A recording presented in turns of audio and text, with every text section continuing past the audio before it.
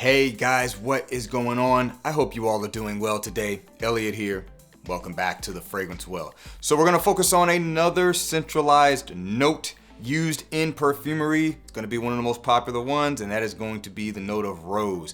I think a perfect note to focus on with the upcoming autumn season. Rose is definitely one of those ingredients that you can find at the top of the list outside of like spices and woods that really make really good autumn centered fragrances. Now they can make a good fragrance, centered around any temperature, if you will, but because autumn's coming up, we're starting to talk about autumn fragrances. And as I look over at the list I've got here, the majority of these, really all of them, definitely can work well in autumn temps. Of course, you can wear rose fragrances whenever you want. Rose is definitely an all year round fragrance note. But like I said, for this one, we're focusing primarily on fragrances that definitely work well in autumn. So all rose centered, different varieties of rose, a little bit of transparency here. I'm not a rose expert. I actually have never smelled a rose oil by itself. I have smelled a couple of oils that have rose in them, but there's also some other stuff, so it's kind of hard to say it's just a rose oil. It's something I do want to look into a little bit more, but I do know that there are many different varieties of rose. You got fresher, lemony rose, you got jammier, sweeter rose, more opulent rose, more neutralized rose, rose with green-like qualities, almost like the rose stem. Rose is a very, depending on where it comes from, depending on how it's used, is a very complex and versatile fragrance note. That's why it is so widely used. Anyway, let's not waste any more time. Let's get right into it. I got 10 of them here in no particular order. Before we get started, as always, please remember to like the video, subscribe to the channel if you haven't already, and please hit that bell icon and enable notifications so you can be notified when I upload new videos. Let's get into it.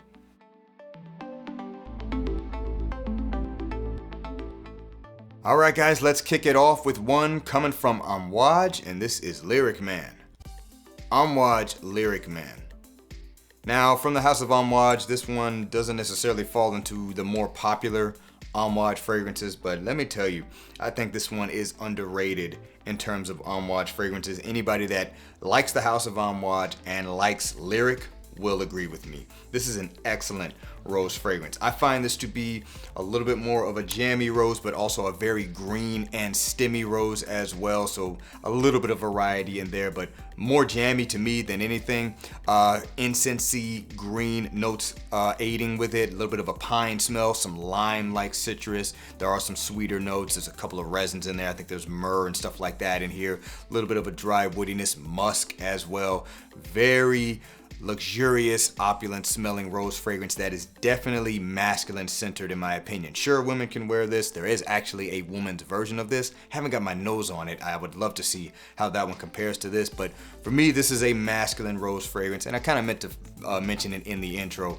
I know a lot of guys that are new to perfumery, probably, particularly if you grew up here in the States, rose you think is associated with women's fragrances. Traditionally, rose has been associated with men's scents. This is the stuff that kings wore, and in other parts of the world, rose is pretty much considered something anybody can use.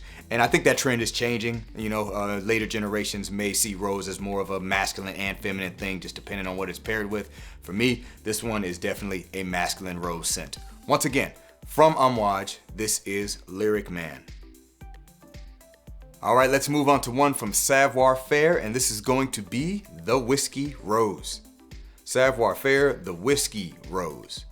This is a fragrance here that definitely focuses on the opulent nature of rose. I don't know the exact type in here. For me, it's more of a fresher kind of rose, but it's like steeped, loaded in like some whiskey or a bourbon like Accord. It's a very drunken rose, as I like to call it. Just a hint of spice in there.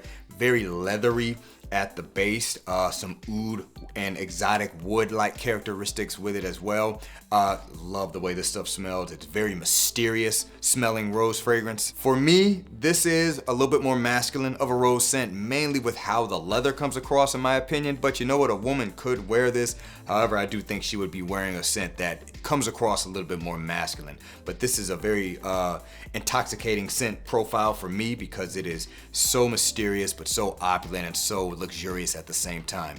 Once again, from Savoir Faire, this is the Whiskey Rose. Next up, we got one from Bond number 9, and this is going to be Nomad. Bond number 9, Nomad.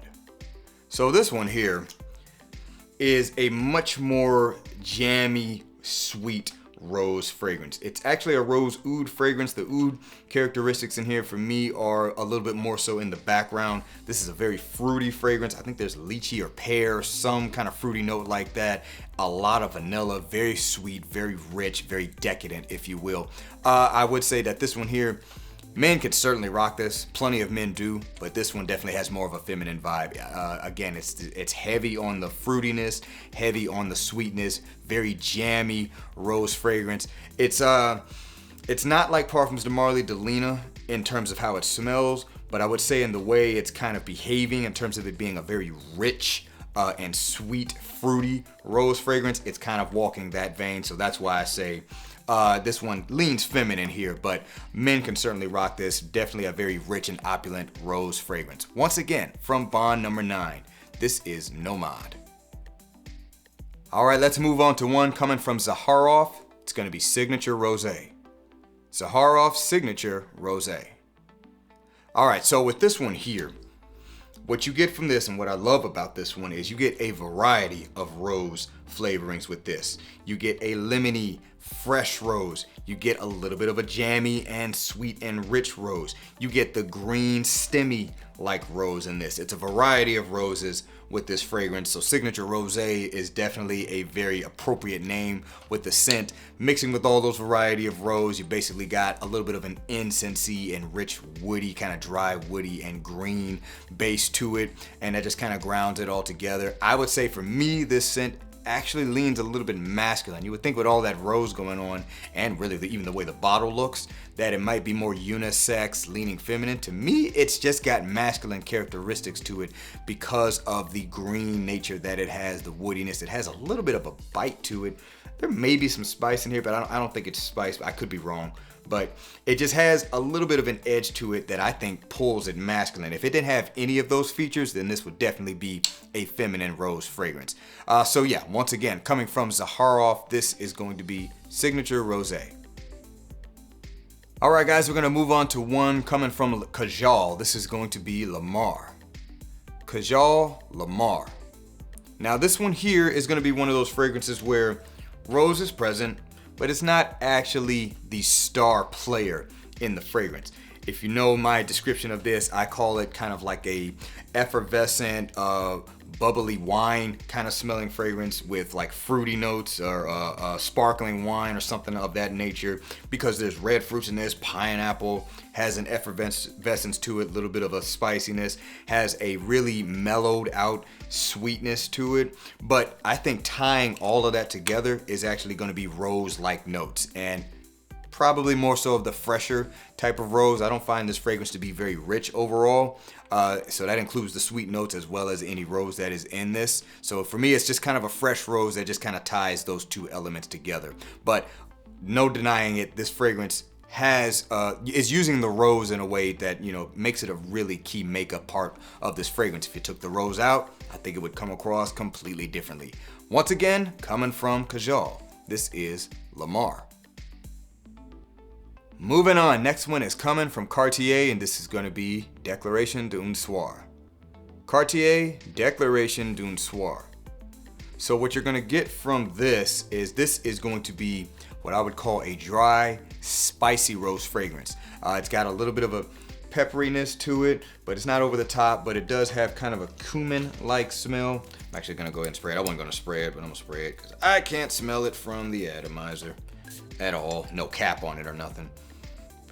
Man, I love the way this stuff smells. It's so classy and so gentleman-like. But yeah, cumin-like spice. So if you don't like cumin, you know, may not be one for you.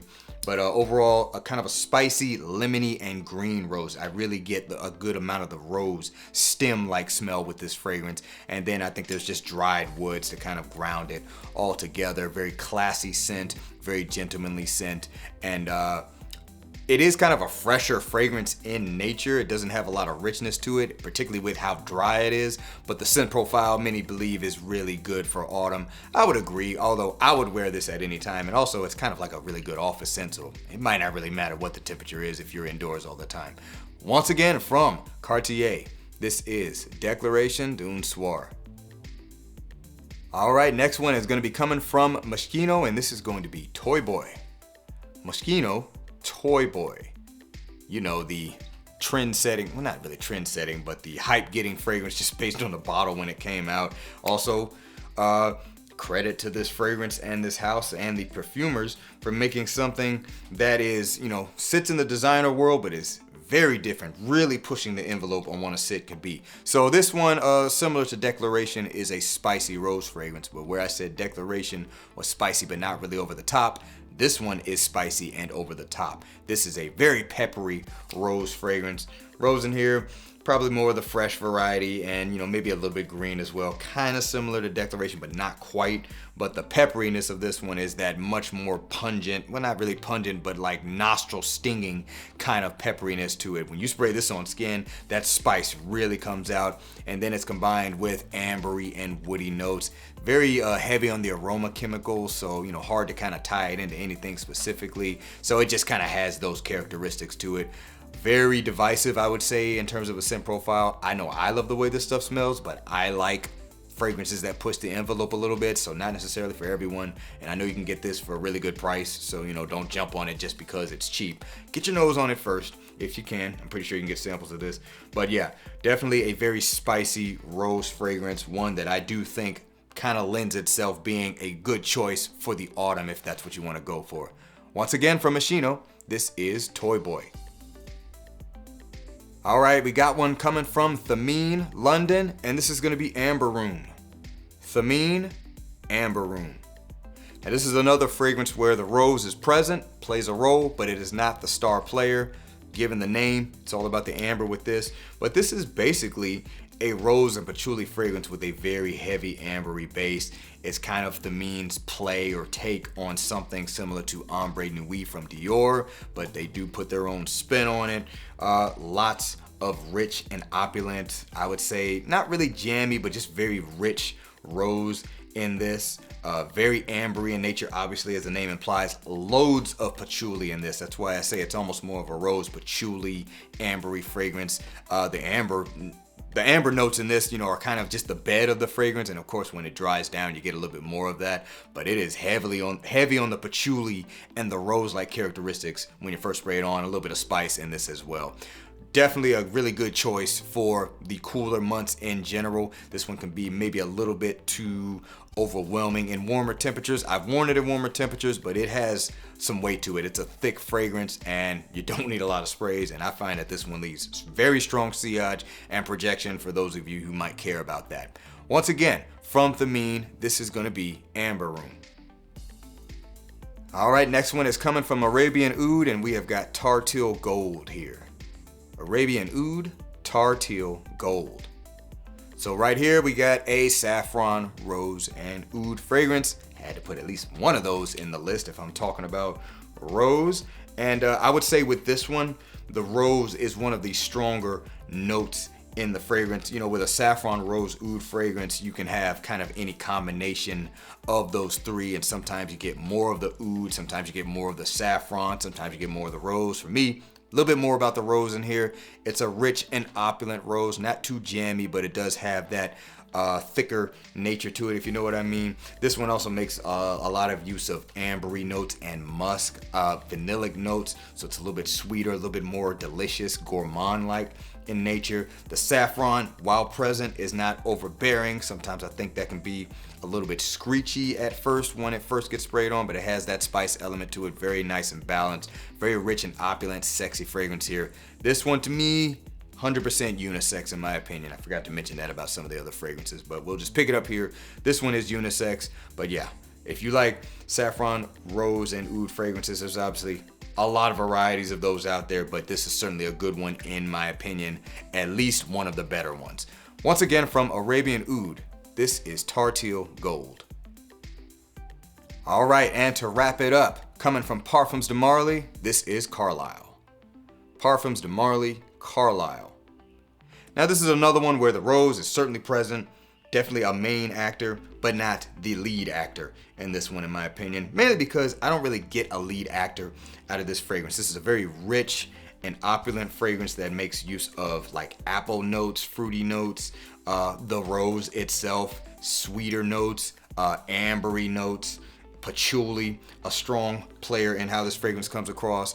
But the rose in here, kind of similar to the ones I just talked about. It's that rich and opulent rose where it's not too jammy all the way, and it just makes a nice heart to this fragrance that kind of ties everything together, in my opinion. But you got a lot of other stuff going on in this one, so that's why I say rose, not really the star actor in this, but definitely a main actor. In other words, if you took the rose out of this, the scent I think would smell completely different. And also, you know, this one here is a fan favorite of many people, especially for the upcoming autumn season. And you know, when you just smell it, it's like, yeah, this is a autumn style fragrance in a bottle.